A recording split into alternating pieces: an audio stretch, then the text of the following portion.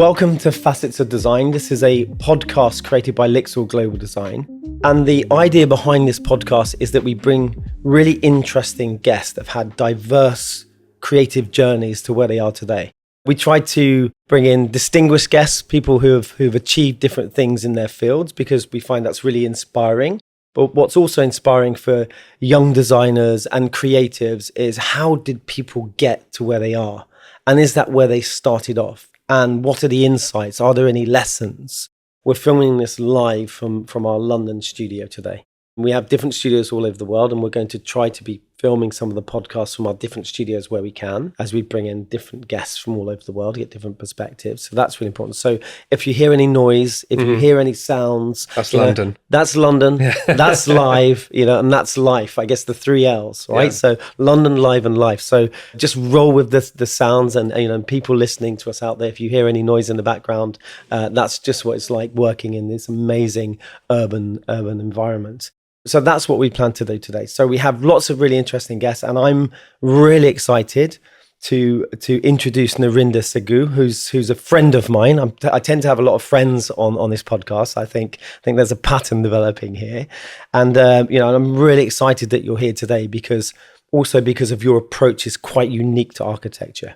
I'm going to let you introduce yourself in a minute because I think you'll do a better job than I will. But what's really, really exciting, of course, is that you're an architect, of course, but it's your approach to architecture through your creative talent, which is, of course, sketching.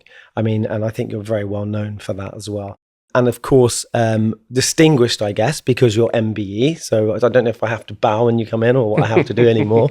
But of course, it'd be great to talk about that. But maybe why don't we just start by you just introducing yourself, Narinder? Thanks, Paul. What a great introduction. I'm Narinder Sagoo. I'm an architect by training, an artist through passion, I guess.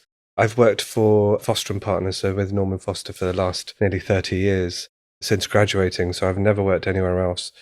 And that path, I guess we're going to talk about, has created a career and a journey that's been quite bespoke and tailored to my passions. That's interesting. Nowadays, I've worked with Lixil and Grower for like more than 20 years. And, you don't tend to see that many people that have been in the same company and still really enthusiastic and energized and, and still have passion for those things. But obviously 30 years is a long time. What's kept you in the same organization for such a long period? I'm quite pleased to say, because it's worked for so many decades, that I feel like I haven't really worked a day in my life. I feel like I've through circumstances as a child and this passion for drawing, it led me to a career which balanced everything I love doing. Yeah. Exploring the world, meeting people, designing and thinking about how to make people's lives better, either through design or through other means, through charity and so on, all through this common thread, this common love of drawing, which I've had since I was a child. And in a way, I feel like I do exactly what I used to do when I was 5-6 years old. It's turned into a career, and it's taken I've been able to take a lot of people along that journey with me, which I think is super important. But it's really this childlike passion that I've been able to hold on to. Yeah. And I think it's really valuable. That's really exciting. I think, like you say, you're very fortunate. My daughter, we discuss this a lot. She's doing her A-levels right now. And, and she's doing, I would say, more sober subjects. She's doing math and economics and German. And, and we talk about the future and those things. And I always talk about, in my, let's say, creative friend set, just about, the wonderful life you can have if you do something that you're passionate about, and you dissolve those boundaries between what's a job, and then what's doing something that you really can explore and express yourself through. So it's really tough, choosing a career. But I think, like you say, it's, tremendously lucky and fortunate if you can be working on something that you would do for free anyway. You do it because you love it. I think, to answer your question, one, I've just naively, happily held on to this one love of mine, which is drawing. Yeah. Found a career, found a path, but also found an environment where people allowed me to carry on pursuing that passion, being in an environment where people almost nurtured and incubated that love and turned it into something way greater than I could have imagined. It's kind of an individual pursuit, but also finding the right environment for you to be in. And those two things have kind of led me to be where I am today, I think. Just about you personally. So obviously you have this title, MBE. Now, for many people, member of the British Empire, right? So for many people, they won't understand what that means. And also what I'd like to understand is not just what that means, but also what does that mean to you, having this incredible honor bestowed upon you? So if you could maybe share that with. Firstly, it was a bit of a surprise. Being nominated is very exciting, and of course, just to work backwards, receiving this medal from Prince William, who might be the future king for my children, which is really exciting. As a father, as a husband, as a family member, it's a great honor.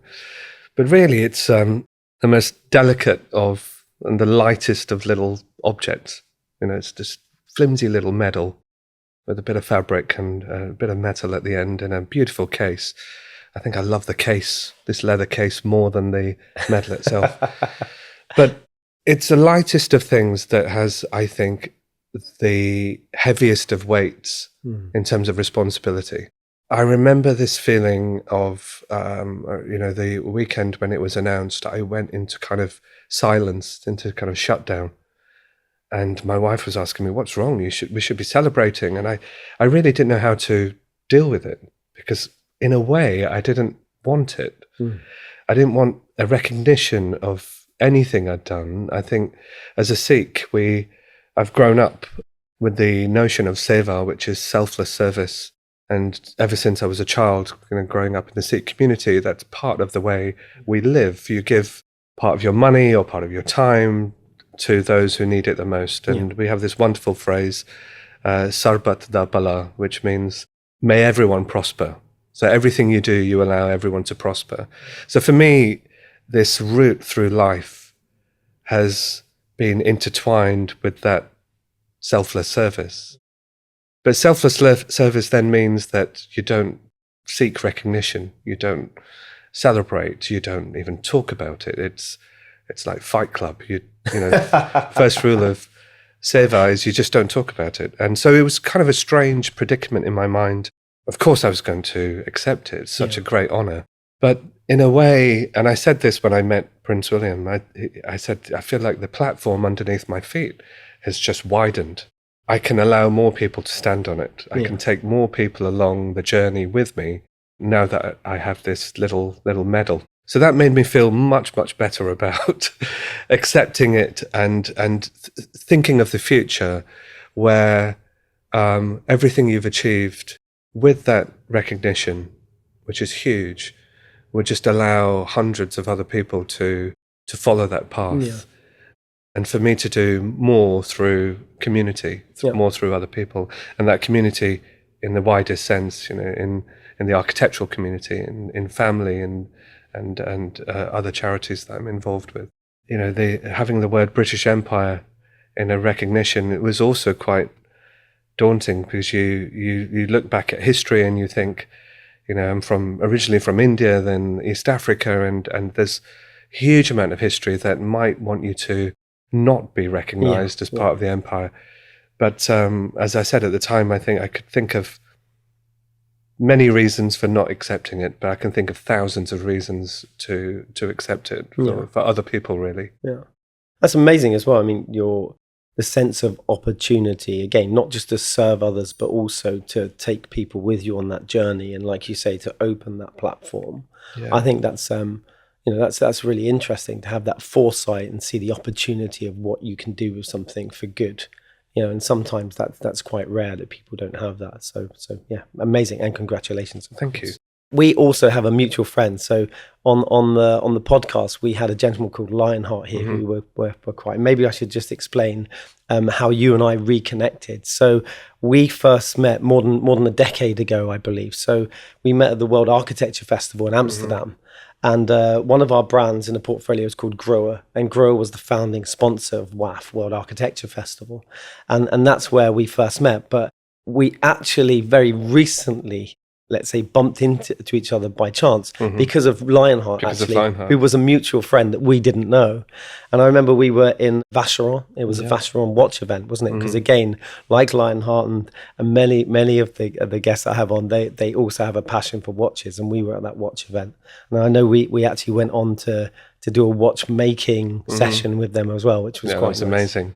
So greetings again also from Lionheart. Yeah, it's great, and it's amazing how the universe is connected. Because I remember walking into the room and then seeing you there and thinking, "Hang on a minute, that can't be Narinder." That's like because where did we meet last? And then we ended up sitting on the same chair, turning round, and then just obviously chatting away. We talked about this earlier, that you get to a stage in life where I think you gather everything you value the most and surround yourself with it. And I think maybe, and that really benefits us as designers, as thinkers, because you want to surround yourself with great teams and so on. But I feel you can't keep yourself away from good energy. And through friendship, there's incredible energy that you just, even if you like to walk away from it, it comes to you. And it really does, doesn't it? Yeah. You and Lionheart walked through the door. I recognised Lionheart's voice immediately. And I thought, I can't go anywhere without him. That's amazing, incredible. But it's also important. I think that energy is really important because it's where that energy feeds into everything you do. And I think, I kind of mentioned drawing earlier, to be childlike in your curiosity and your creativity, you need to feel loved. You need to feel that same blanket of comfort and love around you that you do as a child, that allows you just to pick up a pencil and explore the most curious parts of your brain and the world around you. And so if you leave yourself isolated as an adult from that love around you, it sounds quite soppy, but you then struggle with finding that curiosity and finding that creative space that you once had as a child. So I feel that I like to indulge in surrounding myself with friendship as well as family, and always find moments to find that indulgence. And once you do, then I think it adds to your own success as a person. Yeah, enriches your life, certainly. Yeah, of course. When you're around others. I've just come back this nourishes weekend. Your life. Yeah, it really does. It's nourishing. I just had a weekend in Amsterdam, actually, and Eindhoven. I used to work for Philips Design at the beginning of my career, and we've just had a big event. It's like 100 years of Philips Design, and so they've brought back lots of alumni from all over the decades and years and century, I guess, almost. And it was just amazing, all the friendships and stories and everything that's happened since, and how people have created those networks and communities. And one common theme is just this love and passion for creativity and what we do and how we can enhance other people's lives, whether that's for a building or whether that's through a product, and how we've served in different ways to create these amazing experiences for literally billions of people every single day around the world, which is really exciting. Which that's going to bring me nicely, actually, onto the first part, which is simply just to ask you, how did you, because we speak about facets of design and about how people level in and find their direction through their careers. How did your love of creativity, when did it start? And what was the transition from that initial spark or passion through to your study and becoming an architect? If you could take us through that journey. I love that question. And again, I think I now have the privilege of looking back and reflecting on that journey. It's hard to see it at the time. And it's partially why I tried to work with a lot of children and schools and charities that work with young people, because when I was growing up, I didn't have much opportunity. We were quite a poor family. There was 8 or 9 of us living in a 2-bedroom house. Yeah, we were living in the attic and so on in a poor part of Leeds. Kitchen used to be in the cellar. Where I had most of my birthdays. But the house, again, going back to friendship, just briefly, that house was full of so much love. It was a tiny house, but it was full of so much love that I've always wanted to find that love that drove me as a child throughout the rest of my life. Yeah. So regardless of where I've been, I've just been looking for that same love, the same mentorship that I had within those 4 walls, which I didn't really realize at the time that's what it was. the same father figures, the same kind of nourishment of everything around me as a child, even though we didn't explore the world, we didn't go on holidays, we couldn't really afford it. I didn't really even know what a holiday was. So I used to use drawing as a way of escaping. In between schoolwork, which I found quite tricky and I wasn't the most academic, I used drawing as a way of just exploring the world around me, drawing the street, drawing people, drawing the inside of my father's car, and kind of being fascinated with his Hayes manual of how to put an engine together. And we would literally we didn't have a front garden, so the car was literally outside the front door. We'd jack it up and, take the engine out or fix the brakes and recoil the alternator on the dining room table. My father was everyone was a mechanic somehow. Everyone could fix these analog machines around us. But my grandfather was a carpenter and my father was a metal worker. My grandmother and mother were seamstresses, as well as my aunts and so on. So I was surrounded by so much creativity, given the limitations that I felt that we had as a family. I had this abundance of creativity that kind of drove my passion for design, making things, knowing that anything could be possible. I just need to draw it and think about it and ponder over it and make it out of cardboard or test it, and if it's not working, kind of keep changing and adapting. And I didn't really know what design meant, but everyone was a designer in our household. We, rather than buying new things, my father and grandfather would just make them. Make furniture. They made the sofa. They made the armchairs as my grandfather grew older, he extended the same armchair. It just adapted over time. We made our own shower cubicle downstairs, just concrete blockwork. It was a walk-in shower. It was in the same space as the kitchen where we had our birthdays. And I went there recently, and one thing I was really nostalgic about was the shower head. And this is going to really disappoint you, but the shower head, and people in the family still talk about, because the pressure was so good. It was the spout from a watering can. Really? Yeah. Wow. And I went there. That could be a new design concept for us. We'll work on that. And I went there recently, managed to kind of sneak in to the house, which has been refurbished. I went downstairs with the builders and asked the builders, do you think I could have this water spout? And they just looked at me really strange and said, not really. We'll have to shut off the water. I said, don't worry about it. But it was just, this creative family that I had, and my clothes, my shorts, my ties for school, shirts and trousers and everything, including outfits for my action figures, was all sewn by my mother and my grandmother. So we made everything. So drawing and making was just the way we lived our lives. Yeah. So as I then managed to get through school, and again, I used drawing as a way of exploring science and maths and geography. I just used it as a way of falling in love with the subjects that I didn't really enjoy and found quite tricky. Managed to get to A-levels, given all the adversity around, even paying for university and so on. I was quite fortunate not to have to pay. But architecture was just the natural path to take, because it was this combination of everything I loved doing as a child. But having said that, architecture can then kind of take a turn into the more managerial nuts and bolts and getting things built. But like I said earlier, that I've then ended up in an environment which is so close to that family feeling that I had as a child, that I still feel like a little 5-year-old Narinder, if you know what I mean. That's been the path, but the path is continuous. I just feel like so much to learn and so much to achieve. Yeah, it's almost keeping that childlike curiosity I think is probably an important success factor in lots of people I've met and discussed about design, that as they get older, keeping that curiosity keeps you relevant. Your age isn't relevant, but that curiosity level is highly relevant.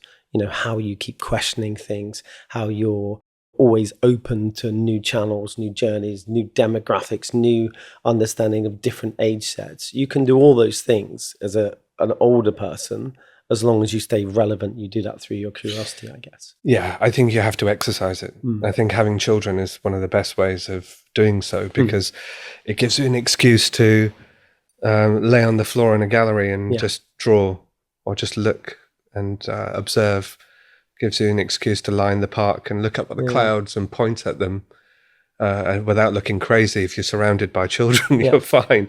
And looking for shapes in clouds and do that for 1 hour or 2 hours every weekend is exercising the same part of the brain that you use as a child, which then you need in the workplace, you need in the design environment.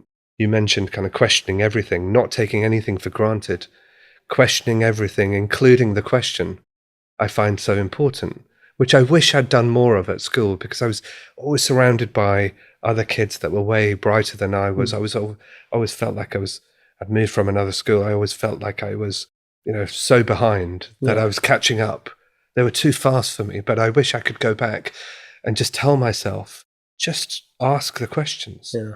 Ask the most obvious questions. Ask the questions that other people would think were just stupid. Just do it.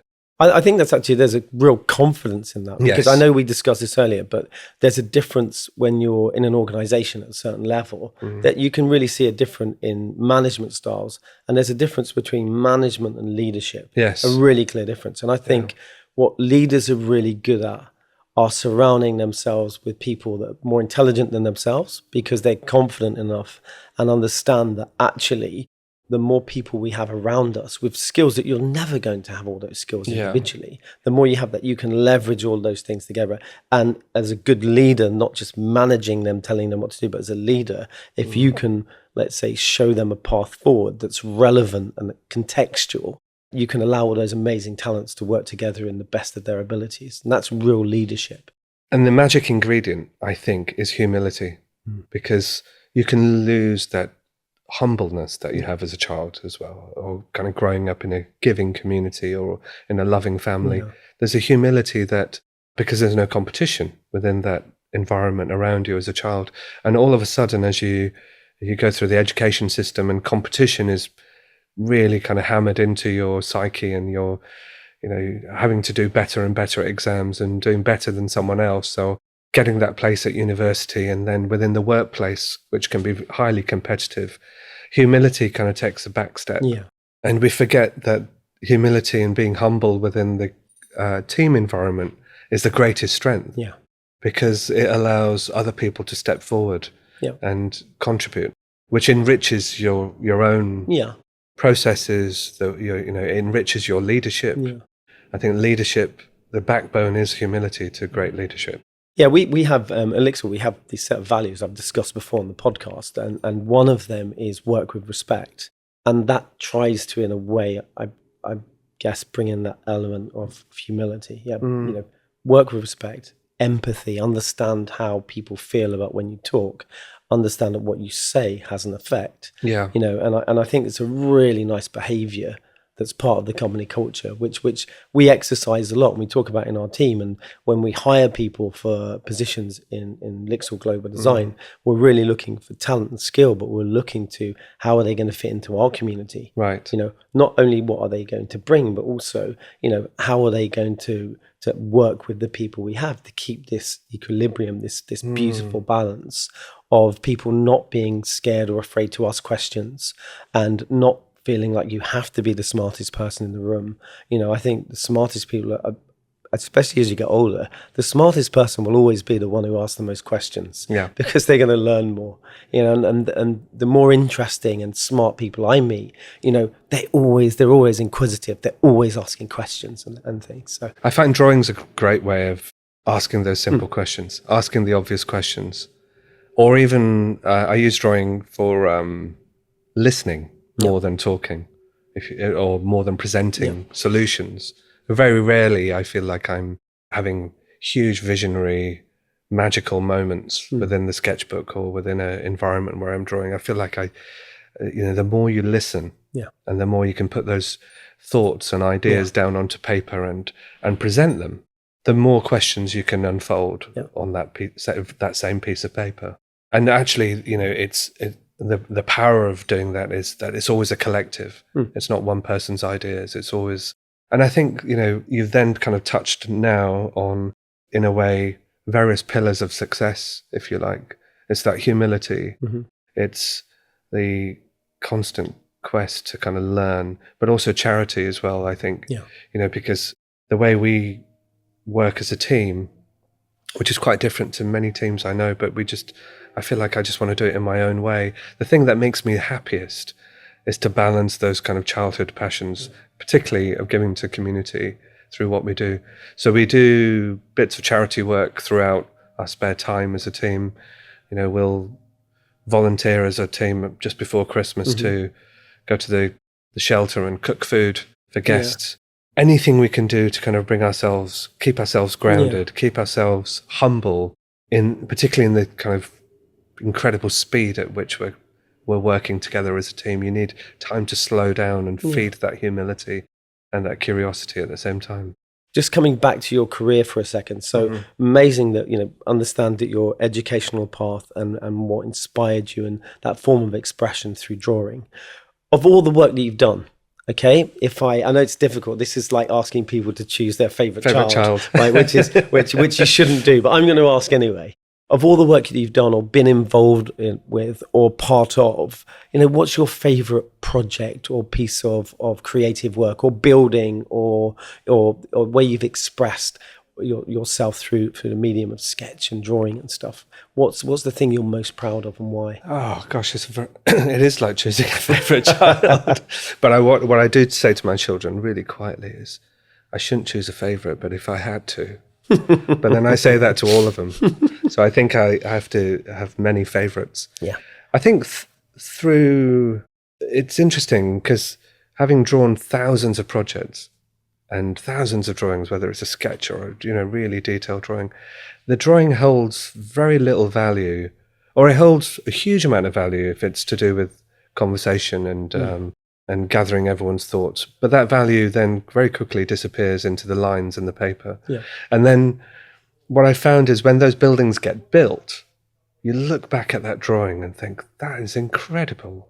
Incredible that I was part of that process.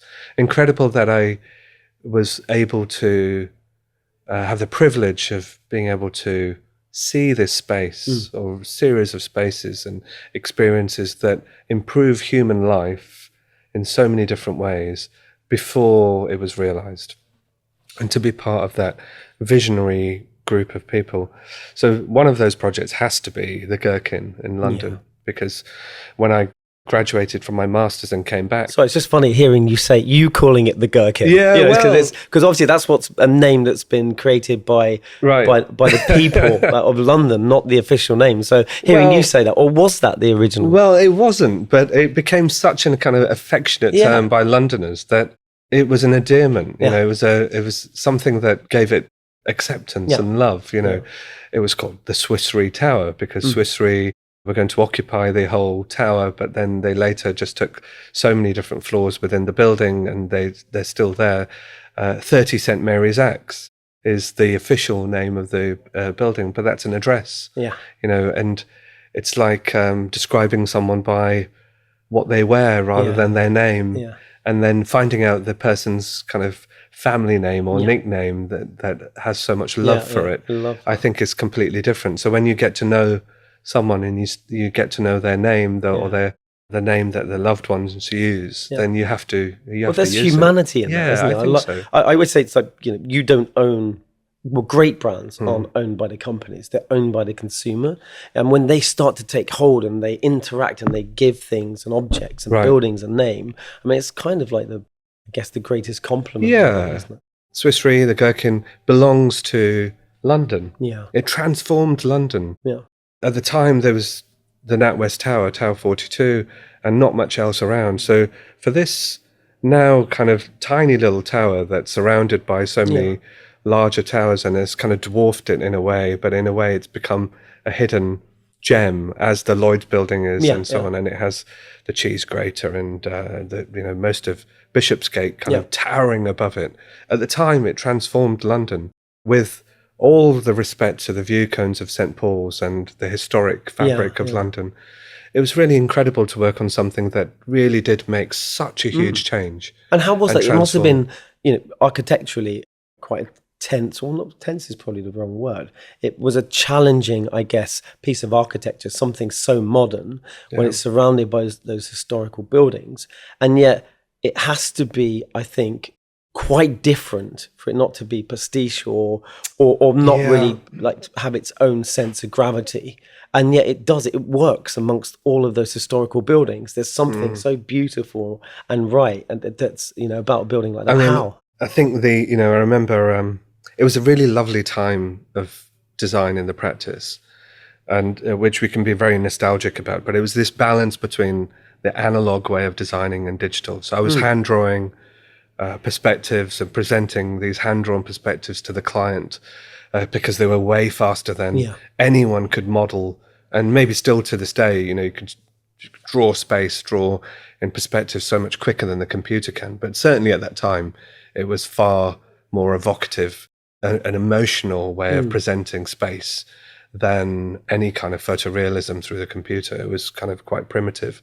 And not forgetting that it was the first, one of the first projects that was drawn in 3D in CAD in MicroStation at the time. Wow. And prior to that, it was the British Museum roof of the Great Court. Oh my gosh, that's which incredible. Was being built as I came back to Foster & Partners after doing my master's, after taking a little break to do that at the Bartlett School of Architecture. But the British Museum roof was modelled or scripted in Excel.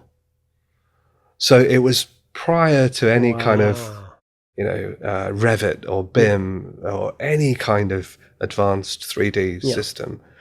And so the Gherkin was then this beautiful time of people modeling quite precisely in 3D, but still making models out of cardboard and exploring the geometry shifts. It has a 5-degree rotation on each floor as it goes up.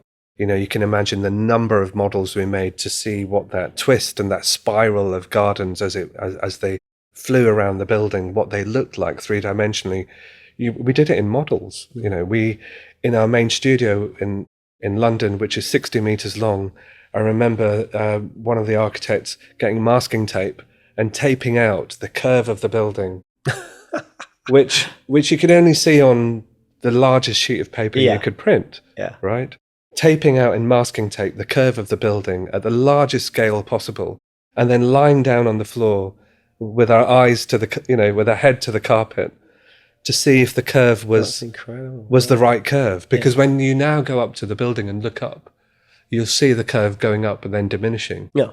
So it's such an important piece of geometry that you don't want it to disappear too quickly and you see a stump with everything else hidden above it. Yeah. But you want to be able to experience it. And of course, we'd sketch it, and Norman would sketch it, I would sketch it, in the context of the city, in how it's discovered as you move around from the Lloyd's building behind the church, what it looks like, what the scale of those spaces might be like.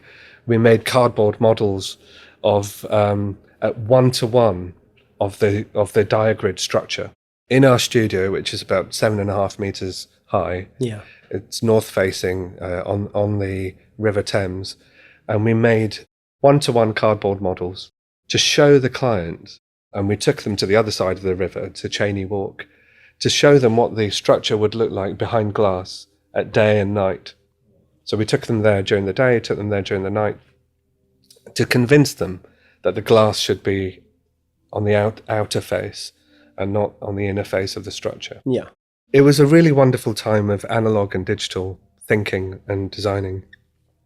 The other project I think around the same time that I love is Trafalgar Square, because it's kind of what someone might call architecture without architects. You go there, it's a wonderful place. We go there and watch the opera or Diwali festival, and there's always something happening. It's full of thousands of people. Walk in and out of the National Gallery. You almost take it for granted. Yeah. And if someone said to you, Foster & Partners was involved in this pedestrianisation, you would just wonder, which bit did they do? Yeah. There's nothing to do. It's always been like this. Yeah. But in fact, it used to be a roundabout. Yeah. And, Nelson's Column, the fountains were they had more pigeons around them than people and it was a hazard to get to, because you'd have to cross busy roads and there's buses and taxis, and working with people like Space Syntax at UCL, we discovered the dangerous points were places where people wanted to take photographs of Whitehall looking in the other direction and Nelson's Column. And so we pedestrianised the piece between the square and the National Gallery, which hasn't always been like that. It was early 2000s. And we widened some of the other areas, so it became safer, more inclusive. Mm-hmm.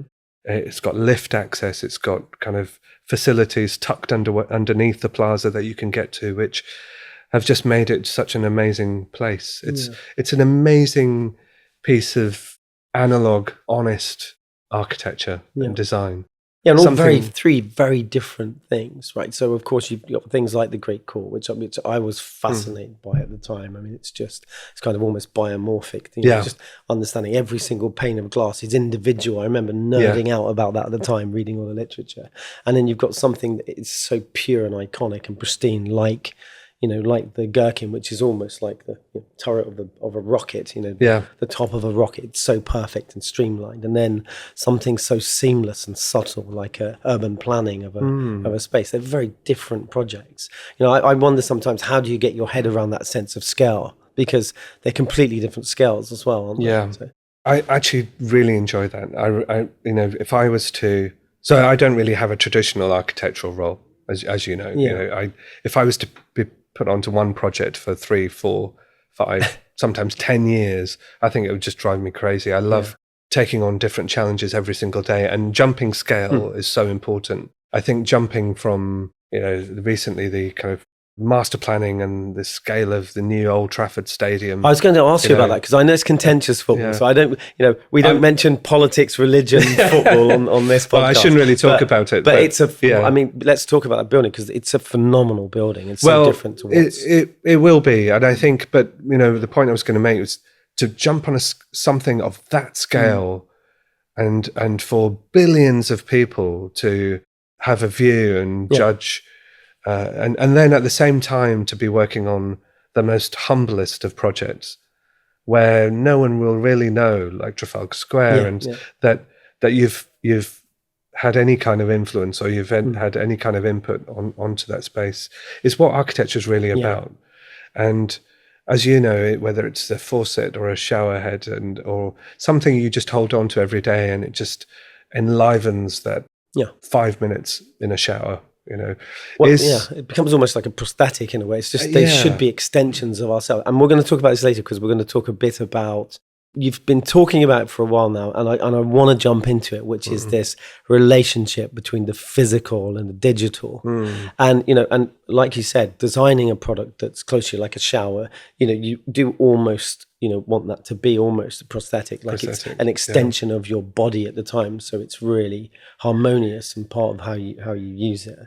Let's just take that thought, and I know it's something we discussed this morning, but so when we look at the concept of digital, the relationship between the digital and the physical world, how do you see that? Because obviously, I mean, if anybody's seen recently the sketches you did of the new Manchester Stadium, I mean, they're phenomenal, and they're expressive, and they really capture an excitement and a movement, and something that I don't think you can get from a rendering of the actual thing. There's something about them that's quite flamboyant. What do you think we're going to lose, and what do you think we're going to gain through digital? Because I know we discussed there are pros and cons to everything, but what do you think this relationship's going to look like? Everyone will have a different view. Yeah. But if I was going to pigeonhole people right now, I feel there are those who are still standing on the platform with their suitcases, afraid of AI, afraid of the digital, afraid of the speed at which the digital process is moving at, not just its ability, but it's the way it's progressing. And then there are those who've packed all their bags, and they're on the they're on the digital express, and they're inside, and they're packed, and that's the only thing they're focusing on, And I feel that I want to be with my team. I want to be on the train, on top of the train, still with my pen in my hand and my sketchbook, but on the AI digital train, moving at the same speed as everyone else, but having the ability to jump off at any time, either onto a platform or onto another train. And so that flexibility and that freedom makes me a little bit happier, a lot happier, at kind of finding a balance and not missing out either giving in completely to digital trends and ways of working, and letting go of my analog passions, but to create a healthy balance. And you use the word prosthetic. I kind of see AI and digital tools as creative prosthetics, something that's an extra digit on my hand, or an extra implant to my brain to allow me to kind of reference ideas and thoughts visually or physically, or through narrative that I've never explored before. I blend. It's very much like when 3D printing came in, and we realized, people would say, you have the largest model making facility any architectural practice has. What's going to happen? Will we have to downsize when 3D printing takes over? Not at all. We've actually grown the model shops. More models. We need more model makers. Of course, And what we've done is, the prosthetic has been that whenever you make things by hand, and whenever you get to a point where you hit something really highly complex, 3D printing, rapid prototyping will help you get from, from one stage to another where you couldn't do it before. And then you carry on with the analog. And I find the same thing with drawing. So we're able to create, I will switch between the sketchbook and the iPad, for example, which is another wonderful thing. I remember 20 years ago, people saying, what are you going to do when the computer takes over your job? And I really didn't care. I really didn't want to even think about it, because I was enjoying it far too much. And now technology's come full circle, where the Apple Pencil, which I've been very fortunate to work with Apple on the development of certain drawing apps, has come full circle and has become that very, the same tool in my hand that celebrates the mind to hand connection. Which I think is irreplaceable. But this kind of mega trend or kind of dilemma that we face as society of the analog and digital, I think is all about balance. And I carry my pen in my pocket and I carry my phone at the same time.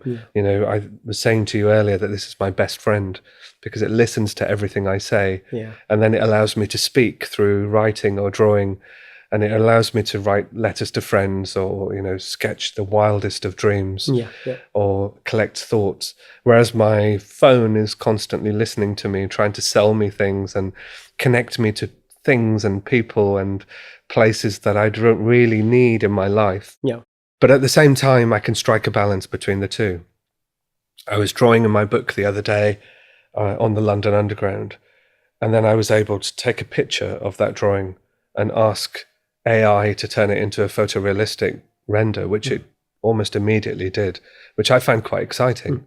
And then and as a team or as an individual, I can paint over that AI image and carry on. So it's a blend between, I like your phrase, phygital, between the physical and digital. It's knowing how to blend it.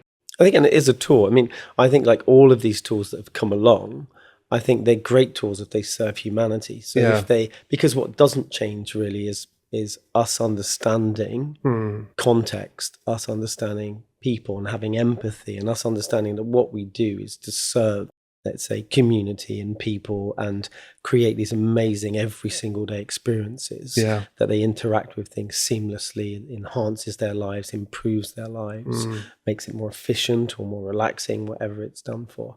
So I think as long as we take these elements and we use them as tools to better that, and whether that's better that in terms of speed or it's better that in terms of iteration, so it allows us to explore things that perhaps as creatives we just wouldn't have the time to explore, as divergently as one might want to, but those tools allow us to do that perhaps. But the whole concept of digital and physical, it's one of the things certainly in our company's mind that we talk about a lot, and at some stage I think we oversubscribed ourselves a little bit to digital in terms of, we've got some incredible brands like the Grower brand, of course, which is quite popular with architects, and Grower Spa. And what we realized, we went really into the digital domain with those brands. And then we quickly realized, actually, these amazing brands, like the premium brands like those, they have to be in a physical context, because there you're not just selling a product that's like for like, you're selling something that you're dealing with in a very emotional way. The quality, the sound, the haptic, all of these elements you have to experience in a physical way. You can't show them to consumers in a digital way. They have to feel the weight and the position and the tension of that lever that opens, and how when it locks in place, that that reassuring sound, when you lift things, how the perfect weighting and balance, and how the water's delivered, and all those, they're all very, very, very physical things that you have to share and you have to experience to really truly understand the value. So in order for some of our premium brands not to be commoditized along those, we really realized that we really have to invest in things like Salone del Mobile, Milan. We really have to put our products in front of consumers. We've opened up a new showroom on Fifth Avenue in New York, and it's a really big investment for the company, but it's an investment that consumers could come, and architects and designers, and really experience the brand and see that fit, feel, finish, how we tirelessly push to get things working seamlessly together, and all the psychology behind the navigation of those products to make them more intuitive and things. And they're all things that I think you can never replace in a digital way. And everything you've talked about has emotional value. Yeah. And I think whether it's the faucet or a shower head or the pen and the touch of an object like a pen, or an experience of a building or a space, urban space, you can't replace the emotional value that you're creating through touch, through the environment, or indeed kind of our cultural and social interactions. I always think the magic of what we do is that changing people's feelings throughout their day, curating their lives as if we're film directors, and really architecture and everything we're designing is just merely a film set. It's just backdrop to people's lives. The most important thing is how people feel through the day. Creating a public space, putting a bench in the right place that allows two friends to come together, or for two people to fall in love. It's just a power that you have as a designer that goes way beyond just the processes of manufacturing, and it's the longevity of life that is embodied within that object is the most important thing. I don't think the digital, or our relationship with the digital, can replace the emotional value or the sensory values that we want to achieve as human beings. I mean, we could have done a podcast online, but I would have been looking in slightly different direction. Exactly. At you and the cameras where you are, and we miss out on eye-to-eye contact, which is so important. Or we can read things in the way someone's looking, whether I'm looking in a creative direction or I'm looking in a place where I'm finding something from deep memory or calculating. It's all in the eye movement and body language, which digital processes have not been able to replace. And sometimes it's not what you say with your eyes, it's what you don't say that is so important in our relationships. And what you said earlier, it's like there seems to be, like you said, camp A or camp B. There seems to be this line that you have to be one or the other. Whereas I know we discussed this a lot, but with music, I've loved the iPod when it was invented. I'm a massive fan. I love the access to digital music. It really is amazing. But I also love at the weekend just changing the pace, and then getting the vinyls out, and even the maintenance level and the interaction that you realize when you start to use vinyls again. Actually, it's hard work. You have to go back. You have to keep changing it. The tracks aren't quite as long, and all those things. But they force you to be patient and to work through a whole set that an artist has created, and then to enjoy that pace as it slows down. And that physicality of lifting up the cover art, the smell, the sounds, the selecting and being very mindful of what you're doing. I think having those two, the digital, it's a bit like watches. We talked the same about watches. I love the Apple Watch. I'm a runner. I love doing things like that, and I love the Apple Watch, and all digital elements of that are just the best. But I also love analog watches. I love that. I've spoken about it before, about that kind of mechanical heartbeat, which is the mechanism inside a watch, which I find incredibly poetic and brilliant and beautiful. I think they can coexist. Yeah. People don't have to be scared. It's interesting you should say that. I did a sketch in my book a few weeks ago, and I was talking about master planning. I'm always Here we go. fascinated. Every time he pulls open his sketchbook, I'm like a child. I've got this fascination to see what's coming out. So But it's look, amazing. I was talking about master planning in design, and I drew, and I thought you would bring up watches because we both have a love of watches. Yeah. And I particularly have a love of analog watches. I'm always wearing an analog watch. And I did a little diagram here to describe the difference between the analog and the digital watch. Because for me, the beauty of a watch is that you have this, I can glance down at my watch and see the time immediately without having to work out the digital numbers. The simplicity is everything that makes my life better during the day. Yeah. Of course, I enjoy the simplicity of design, the resilience of materials, but inside it, there's a huge amount of complexity. And that complexity is sometimes, of course, it's the components, it's the rigor of and precision that has been created by hand. It's the craftsmanship, it's the quality of materials, it's, decades of refinement that has gone into it. And of course, it will last forever, I hope, because it's this analog machine. But the simplicity on the top is very much like design. That all the effort that goes into, we're talking about Trafalgar Square, or we're talking about a showerhead, all the effort that goes into the complexity of making that happen has to appear effortless and simple. Whereas I find the digital process is harder to see, harder to work out in such an immediate way. And it has this kind of throwaway quality to it. So you can buy a very expensive digital watch and have to replace it in a few years' time because you just can't update the software to it. Or the chips inside are so ubiquitous that they're cheap. Yeah. They're just made in thousands rather than in small, beautiful quantities that the analog watch might have with its beautiful mechanisms inside that have been crafted. And we tried to do that ourselves when we went to that watch workshop, and it took me about 20 minutes to pick up the screw, let alone put it in. But the depth, the watchmaker that we met, who almost did it immediately without the eyepiece. Oh, that was incredible, wasn't it? It's the decades of experience that she has of inserting that screw in the right place so quickly, and at the same time not scratching anything else around it. And metaphorically speaking, that screw are the designers, the components, the sustainable materials, the consciousness of carbon and bringing in high quality with longevity into the design process, that once you put the case back on, just appears effortlessly simple. But I think that balance is incredibly important. I mean, I listen to vinyl as well, but it forces you to listen to the ends of songs because you have to. You can't just forward or skip. And I think we need that level of slowing down in our minds in life.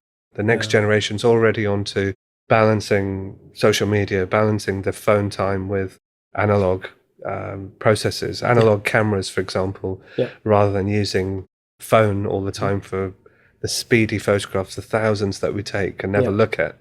But the slowing down of taking adjusting a focus on a manual camera, even if it is digital, I think is really, really important.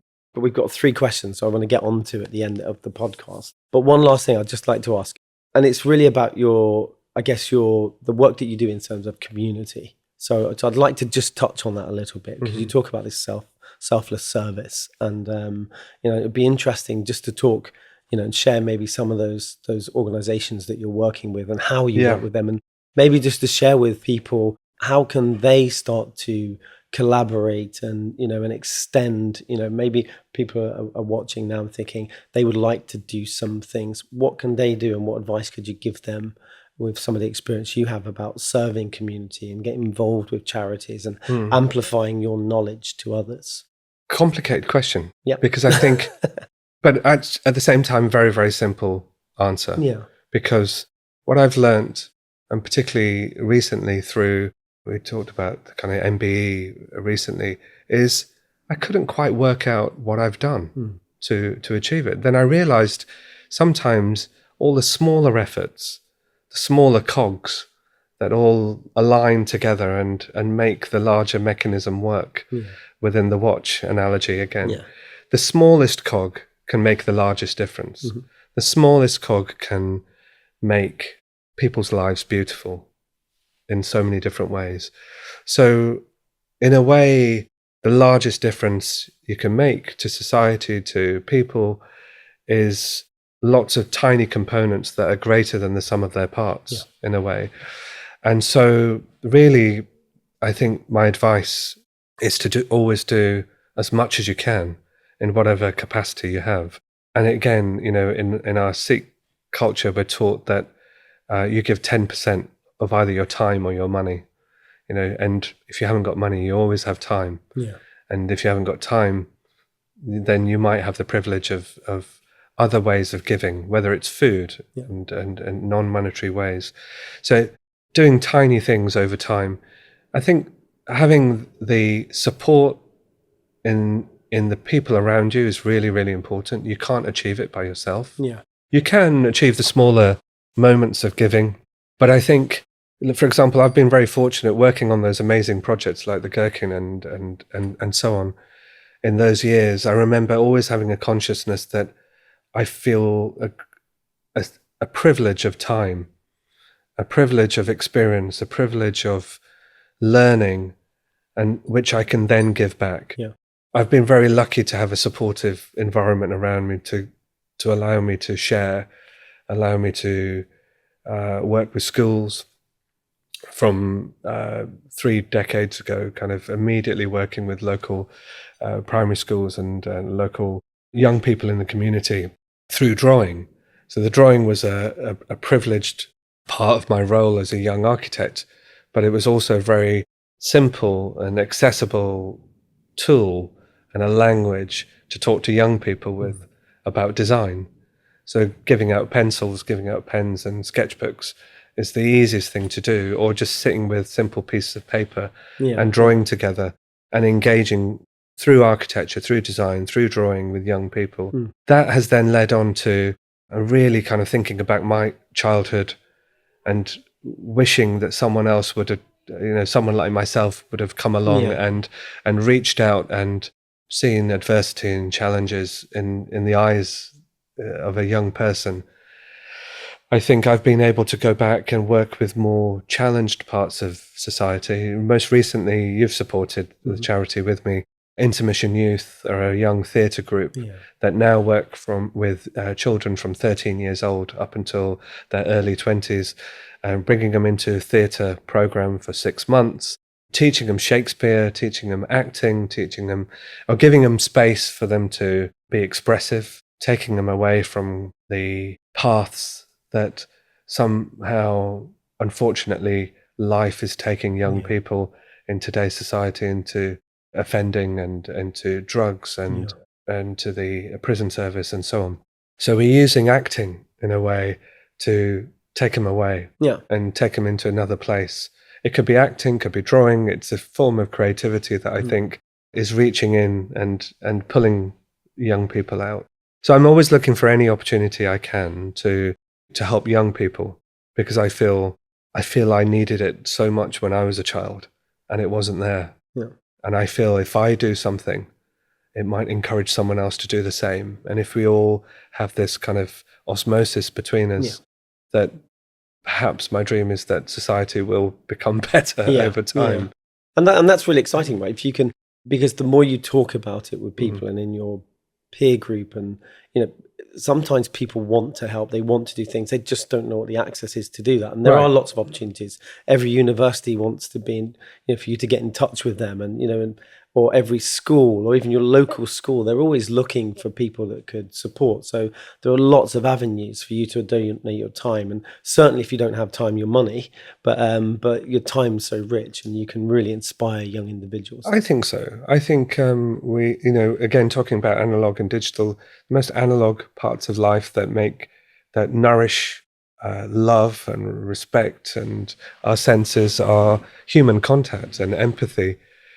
Talking to someone at the bus stop and offering, your time and your ears to listen to someone in need. It's these things that we think are unseen and not valuable in the world of trying to fix the planet. It's all the smaller things that build up and are greater than the sum of their parts. And of course, architecture allows me to design for the community. So I'm involved in some projects particularly through the Sikh community, which are not just to do with the Sikh community, but within our circle of contacts within the community, we're able to kind of help design schools and hospitals and public buildings and so on, which gather funding and are for the wider community.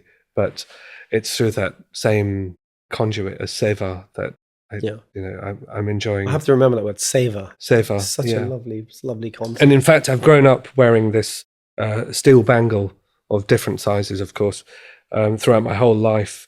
And as a Sikh, as one of the 5 parts of our Sikh uniform, if you like, the 5 Ks, one of them is this steel bracelet that never breaks and is the strongest piece of steel. And you wear it on your hand because it reminds you to give constantly. Wow. It reminds you to use your hands to reach out, to care, to help community.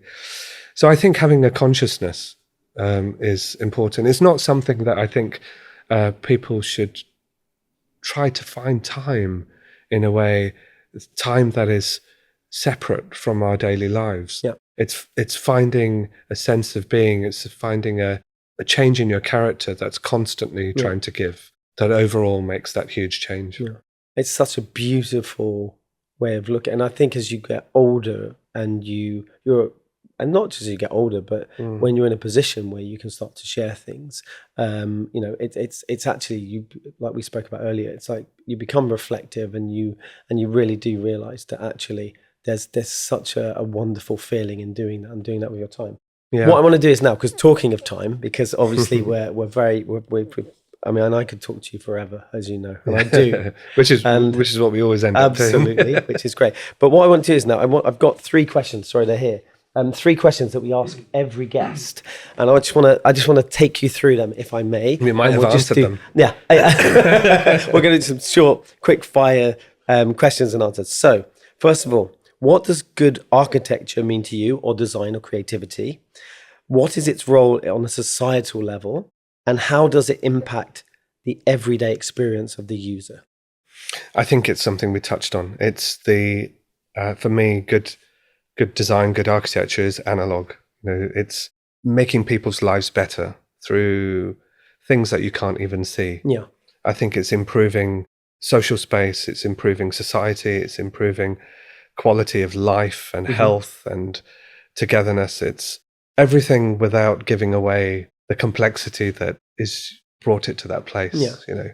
In my experience, the things that become the most beautiful, and you spoke a bit about longevity before, they actually do last longer, because often things, when they're put into a context, if they have real benefit and meaning, people take those things on. They keep them for longer. Yeah. We talk about designing for disassembly and those things, but actually, you should design for love and an emotional connection with that object, because that way you'll keep it longer. Watches are a great thing. They become almost like jewelry that you pass them down for generations, because there's love and meaning and time captured in those things. And I think the very best design, like you say, is something that is incredibly intuitive and just has a right to exist and serves us in a beautiful way.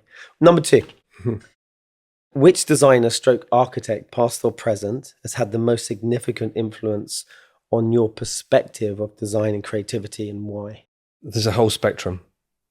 I love people like Coco Chanel, not because I buy Chanel, but I like, her outlook on life. I remember a quote that's always stuck with me, that she said, sometimes I leave the house and look in the mirror and I take at least one thing off, and then I'm done, and then she leaves the house. So that's always influenced me, in the sense that it's not how much you keep adding to design. It's sometimes reducing, doing more with less, removing ideas, removing elements to achieve beauty and perfection. I'm, of course, fascinated with automobile design and in a way more so with analog vehicles that I grew up with, and taking those cars apart as a child with my father. But I think design through in vehicular design in automobiles is absolutely inspirational to what we do, and particularly as a practice. And I think that love has also come because working with Norman for so many years, we have so many shared passions of how automobiles have influenced architecture. How, Norman would say in the first book on Corbusier, there were references to trains and cars and the Chrysler Airflow of 1935, how it influenced the Chrysler building in New York and the aerodynamics of design and so on. And then, of course, Norman has been incredibly influential. I wrote to him on his 90th birthday the other day, and I spoke to him afterwards as well and had a little personal chat. But he's not only, I think, been inspirational as an architect or a designer, but in the way he approaches life. Yeah. I said to him, you're an inspirational father figure, an inspirational, to see him as a husband, as a father is just incredibly inspiring, and how he encompasses that in his world of refining life and design, and of course the team around him has been incredibly inspirational. Yeah, I'm glad you mentioned it, because obviously I thought, because obviously you've worked so closely together and such a personal friend, I thought you might leave him out of your most inspiring potential architects or creatives. But yeah, I'm a huge fan. I've studied him over the years, and obviously seen many speeches from different things from Norman, and the work that he's done, and the depth of work and stuff. And so I'm really glad you brought up, because I'm a complete fan of Norman. So I'm glad that you did give him a shout. I almost can't not mention him. Yeah, I think it's been so influential, highly not influential. just on UK architecture, but global architecture. It's been incredible. So brilliant. Finally, last question: love it or hate it, what's the current design macro trend you can't stop thinking about? And what do you think it says about the broader cultural landscape? I think, again, we've perhaps talked about it, but it's this balance between physical and digital and AI. I feel it's the hot topic. It's what everyone wants to talk about, but I find it's constantly on my mind in terms of how it's influencing my daily processes. And I'm enjoying seeing a different balance in different people's lives. And for me, it's enhanced what I do, like I said, through it being this kind of creative prosthetic. But it's globally, I think it's really interesting to see what change that's going to make in the global scheme of things. Yeah. It's already influencing the next generation. And I think the next generation is something to watch in terms of how they embrace the balance between the two. Amazing. I mean, I think as a concept, AI, I mean, everybody I speak to, like I said, I've just come back from a reunion at Philips, 300 people, I think 280 of them discussed AI. And it's one of those things, like you say, there are groups that, fiercely against, fiercely for. But I do think it's one of those things as creatives, we have to embrace, we should understand how it enhances our process, what we do. I mean, I know at Lixil Global Design, we have every year, we have a day set aside, which is the Lixil Global Design Day. And it's for the design team to explore things completely separate to our day-to-day work. So the entire team, and this last year, I think actually we had AI. So it was a concept of using AI, here are 4 or 5 briefs. Let's see what you can do with AI. So not your traditional processes, your traditional tools. Let's use AI and explore what you can do. And some of the results were fascinating, and they were really exciting, and they were really broad. So first of all, the group of peers in our team all over the world learn tremendous amounts from each other. Yeah. And you start to see the value in what you can do. And especially in a short period of time, you start to see the value of what potentially that tool can bring. It's a bit like a hammer and a nail. It's like you don't have to push the nail in yourself. Use the tool, the hammer, to make it easier. But you have to understand and plot where you need that nail to be positioned, how and why, and all those other things around it. The AI is a tool. And, for those people, I think, that are slow to adopt or to try, it's good to try those things and just see where it positions in your organization, in your workflow, in your process. Because, I'm a big believer, as you know, in the physical. I love the physical. I think there's a humanity to physical, which I'm mindful of and really want to make sure that we keep in society, because I know the beauty of that thing, and also I know the community of physical. It brings people together. Like you said, it's why we really spend time to do the podcast and bring people together physically. I don't want to do them, over Zoom or so. I want to have that physical connection and a conversation and dialogue and see where it goes, because I think there's a humanity to that that's really special and personal. So so that's something we're working more, but definitely embrace both, I think, like you've said. And something you mentioned to me about nature always finding its way. Yeah. I think that will always happen.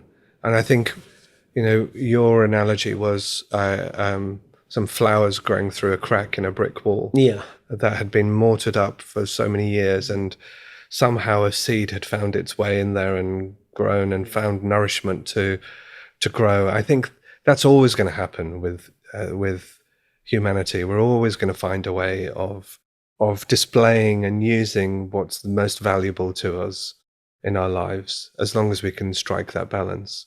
I think as long as we can use it to benefit society, as long as we can use it to, for example, predicting climate change, calculating carbon, refining and fine-tuning our global movements, and of course our everyday lives, as long as, for me, it saves me time creating a shopping list and finding a recipe to cook, just only to give myself half an hour more with my children, actually cooking with real ingredients. If there's a balance that enhances my life emotionally and physically, then I've always got space for it. I love that concept, actually. It's not what it takes, it's what it gives back. It's what gives back. That's a really nice, positive way of looking. So, I think we could do that in a global scale, but I think we can do it as individuals. Yeah. And if we start sharing those ideas of how to do that, so we don't have people standing on the platform fearing for their lives or fearing for their jobs to be taken over, but we create more space for empathy and love and our kind of more sensory values in life, I think it will help us win. On that note, thank you so much for coming in. Thank you so much. I mean, it's amazing. Obviously, this is Facets of Design from Lixil Global Design from London, one of our studios. And Narinder, as always, super interesting. Thanks everybody for joining us. So thanks once more. Thank you. Thank you.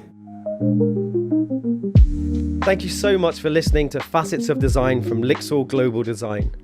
Please be sure to subscribe, share and follow us on Instagram at Lixil Global Design. Stay tuned for more insightful conversations with innovators shaping the future of the creative industries.